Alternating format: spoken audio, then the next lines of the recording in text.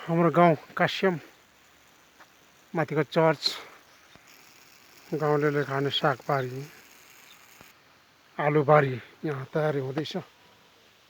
उपरतिर उम्री पनि सकेको छ। मटरबारी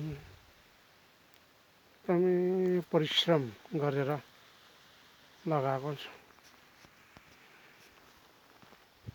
यो पनि आलुबारी नै।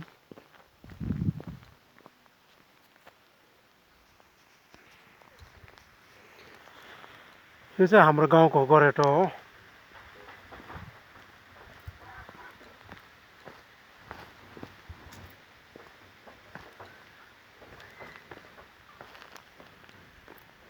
अदुवाबारी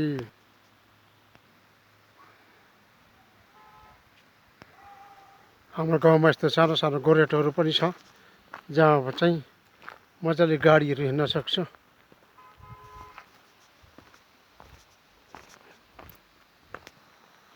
ग्रामीण भेगको घर यो सरकारले दिएको घर हो।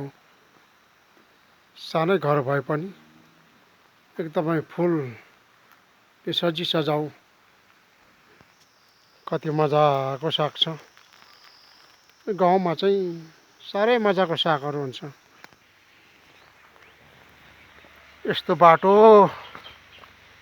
भएर हामी ओहोरदोहोर गर्नुपर्छ। जबसम्म आफ्नो साधन छैन, साधन नभइन्जेल त उकालो ओह्रालो बाटो हिँड्दाखेरि आफ्नो शरीरलाई पनि एकदमै ताजा बनाउँछ, बोसोहरू घट्छ यो उकालो हिँड्दाखेरि है साथीहरू।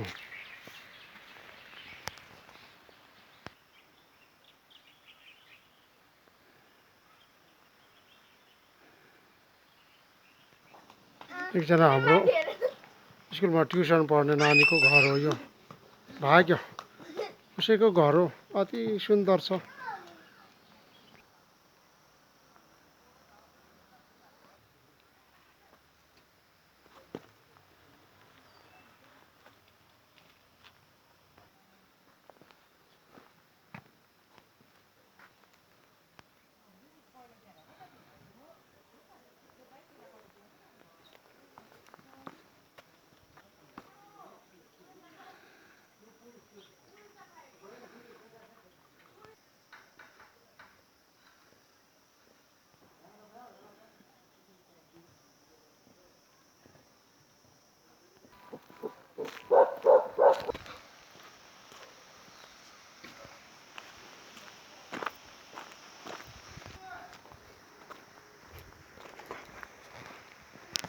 यो मैले देखाएको हाम्रो गाउँ गोरेटो बारी अनि कोरेसो बारीहरू घरहरू यो छोटकरी रूपमा सानो मात्रै भिडियो बनाएर हालिदिएको छु।